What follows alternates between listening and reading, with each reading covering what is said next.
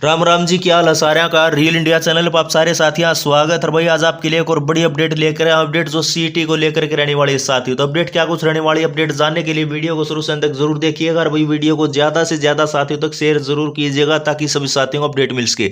और जो साथी भाई चैनल पर नया आता तो चैनल को सब्सक्राइब जरूर कर ले, अपने साथियों से चैनल को सब्सक्राइब जरूर करवाए ताकि जो इसी तरह से आपको सरकारी नौकरी भर्तियों जुड़ी, सरकारी कर्मचारियों जुड़ी और जो अन्य भी बड़ी अपडेट वो सभी मिलती रहे।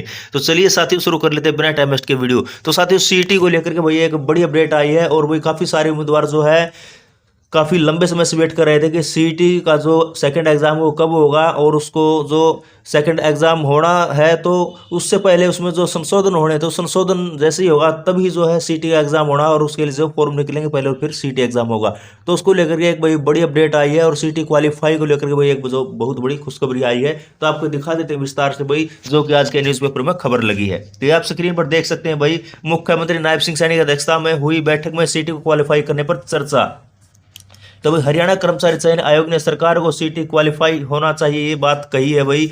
और हरियाणा कर्मचारी चयन आयोग के प्रदेश सरकार ने जो है कहा कि सीईटी क्वालिफाई होना चाहिए। तो मुख्यमंत्री नायब सिंह सैनी की अध्यक्षता में मंगलवार को यहाँ हुई बैठक में सीईटी संशोधन में चर्चा हुई और अभी सीईटी में संशोधन पर फाइनल फैसला होना। मगर हरियाणा कर्मचारी चयन आयोग ने मुख्यमंत्री को उन समस्याओं की जानकारी दी है जो सीईटी लागू करते समय आयोग के सामने आई थी। और दैनिक सवेरा लगातार सीईटी संशोधन बारे लाखों युवाओं की मांग पर खबरें प्रकाशित कर रहा है और आखिरकार जो है सरकार ने खबरों का संज्ञान लेते हुए इस पर चर्चा की। और मीटिंग में एडवोकेट जनरल बलदेव राज महाजन मुख्यमंत्री है, मुख्य प्रधान सचिव राजेश कुल्लर, मुख्य सचिव डॉक्टर विवेक जोशी, प्रधान सचिव विजेंद्र कुमार, विशेष सचिव डॉक्टर आदित्य दहिया और आयोग के सचिव विनय कुमार भी जो उपस्थित थे। तो आयोग की तरफ से जानकारी दी गई कि भले ही सीईटी में 4 गुना उम्मीदवारों को शॉर्टलिस्ट करने का प्रावधान है मगर वास्तव में ऐसा नहीं हो पा रहा है। तो एक एक उम्मीदवार कई कई बार शॉर्टलिस्ट हो रहा है। अभी कानून पहलुओं पर चर्चा हुई है और मुख्यमंत्री नायब सिंह सैनी चाहते हैं कि अधिक से अधिक युवाओं को मौका मिलना चाहिए, मगर अभी इस पर जो अंतिम फैसला होने के बाद ही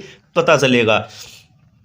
तो भाई आयोग 4 गुना शॉर्टलिस्ट करने की शर्त से एक उम्मीदवार बार बार शॉर्टलिस्ट होता है। तो आयोग के जो आयोग ने जो है मुख्यमंत्री नायब सिंह सैनी को जानकारी दी कि सीईटी पॉलिसी में कुल पदों की संख्या से 4 गुना उम्मीदवारों को शॉर्टलिस्ट करने के कारण एक ही उम्मीदवार कई बार शॉर्टलिस्ट हो पा रहा है और इसीलिए अन्य उम्मीदवारों को जो है दूसरे चरण की परीक्षा में शामिल होने का अवसर नहीं मिल पा रहा है। इससे उन उम्मीदवारों में नाराजगी है जो अपने विषय के ज्ञान में अच्छे हैं। और साथ ही यह एक गलत धारणा पर आधारित है कि जो उम्मीदवार चरण 1 की परीक्षा में प्रदर्शन नहीं कर पाया हुआ दूसरे चरण में भी अच्छा प्रदर्शन करने में विफल रहेगा।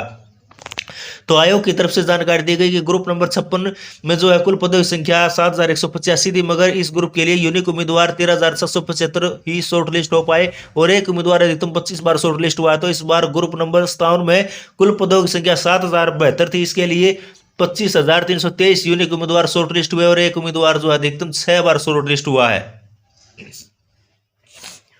ग्रुप नंबर 1 में जो है कुल पदों की संख्या 981 थी। इनके लिए जो 1905 उम्मीदवार जो है शॉर्टलिस्ट हो पाए थे और एक उम्मीदवार अधिकतम 16 बार शॉर्टलिस्ट हुआ। तो इस तरह जो है ग्रुप नंबर 2 में कुल पदों की संख्या 517 थी। इसके लिए 1143 उम्मीदवार ही जो है शॉर्टलिस्ट हो पाए थे। एक उम्मीदवार अधिकतम 8 बार शॉर्टलिस्ट हुआ। लाखों युवा कर रहे हैं सीईटी का इंतजार। सरकार ने 31 दिसंबर तक आयोग को सीईटी आयोजित कराने के लिए पत्र लिखा भाई और कह भी रखा है। तो वही ग्रुप सी और ग्रुप डी के सरकारी पदों की भर्ती के लिए सीईटी जरूरी है, मगर यह अभी तक बार बार नहीं हुआ। सिर्फ जो है एक ही बार जो है ग्रुप डी का और एक ही बार जो है ग्रुप सी का हुआ है और लाखों युवा वही जो है अब सीईटी का जो इंतजार कर रहे हैं। और हरियाणा सरकार ने कर्मचारी चयन आयोग को आगामी 31 दिसंबर तक सीईटी आयोजित कराने के लिए कह रखा है, मगर उससे पहले सीईटी संशोधित होना है जिसकी शुरुआत मुख्यमंत्री नायब सिंह सैनी की अध्यक्षता मंगलवार को यहाँ हुई बैठक में हो चुकी है। तो सामाजिक आर्थिक मानदंड के अंक सीईटी पॉलिसी से हटाए जाने क्योंकि हाईकोर्ट ने उन अंकों को असंवैधानिक करार दिया है। तो ये आप देख सकते हैं भाई, ग्रुप डी उम्मीदवारों की मांग रिक्त पदों की सूची जारी की जाए। भाई जो ग्रुप डी उम्मीदवार हैं सीईटी पास, उन्होंने भी जो है मुख्यमंत्री नायब सिंह सैनी से मांग की है कि ग्रुप डी के जो पद रिक्त हैं उन पदों की चयन सूची जारी की जाए। उन्होंने दावा किया कि ग्रुप डी के लगभग 8000 पद रिक्त हैं और उम्मीदवारों ने कहा कि आयोग के तत्कालीन चेयरमैन भोपाल सिंह खत्री ने इंटरव्यू में दावा किया था कि ग्रुप डी के पदों के लिए चाहे 4 लिस्ट जारी करनी पड़ी हुए लेकिन वे करेंगे। और मगर बाद में जो भोपाल सिंह खत्री का जो कार्यकाल पूरा होगा था तब जो है रिजल्ट जारी नहीं हो पाया था। तो वही उम्मीदवारों की शॉर्ट लिस्टिंग ग्रुप अनुसार हो या पदों के अनुसार।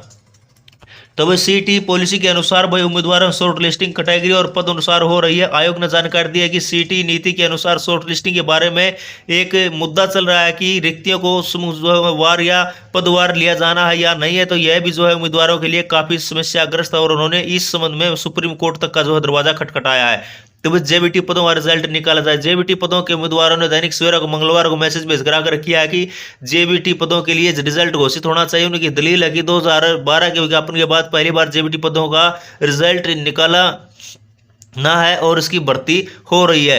तो वही आरक्षण भी एक मुद्दा है। सीटी क्वालिफाई करने की समस्या का हल हो सकता है। अभी सीटी पॉलिसी के अनुसार वही उम्मीदवारों को शॉर्ट लिस्ट करते समय जो आरक्षण कैटेगरी अनुसार दिया जा रहा है और वास्तव में आरक्षण नियमों का पालन नहीं हो पा रहा है। तो आयोग ने जानकारी दी है कि इससे असामान्य स्थिति पैदा होती है जिसमें कई बार आरक्षित श्रेणी की कट ऑफ जो है और सामान्य श्रेणी की कट ऑफ से अधिक हो जाती है। तो इसका हल जो सीटी के क्वालिफाई बनाकर जो है इस समस्या का समाधान किया जा सकता है। तो वही कुल 24,420 के लिए जो है 50,566 यूनिक उम्मीदवार शॉर्ट लिस्ट हो पाए। तो वो आयोग की तरफ से जानकारी दी गई कि कुल 24,220 पद थे और इन पदों के लिए 4 गुणा के हिसाब से 96,880 उम्मीदवार शॉर्ट लिस्ट होने चाहिए थे, मगर 50,566 यूनिक उम्मीदवार ही शॉर्ट लिस्ट हो पाए हैं। तो इसके अतिरिक्त 15,603 उम्मीदवार ऐसे हैं जो एक से ज्यादा ग्रुपों में शॉर्ट लिस्ट हुए हैं। उनमें से 535 तो 3 से ज्यादा ग्रुपों में शॉर्ट लिस्ट हुए हैं। एक से ज्यादा पदों के लिए 19,109 उम्मीदवार शॉर्ट लिस्ट हुए जिन्होंने जो है 7,401 तो जो है 3 से ज्यादा पदों के लिए जो शॉर्ट लिस्ट हुए हैं। तो लिखित परीक्षा से पहले आयोग द्वारा उम्मीदवारों के दावों का सत्यापन। भाई आयोग ने मुख्यमंत्री नायब सिंह सैनी के सामने जानकारी दी कि वर्तमान में लिखित परीक्षा के लिए 4 गुना योग्य उम्मीदवारों को शॉर्ट लिस्ट करने के लिए आयोग को कम से कम 8 से 10 गुना उम्मीदवारों के दस्तावेजों की जांच करनी पड़ती है और यह संख्या लाखों में जाती है। तो उदाहरण के लिए ग्रुप 56-57 की परीक्षा के लिए आयोग को 4 गुना योग्य उम्मीदवारों को चुनने के लिए लगभग 4.3 लाख विभिन्न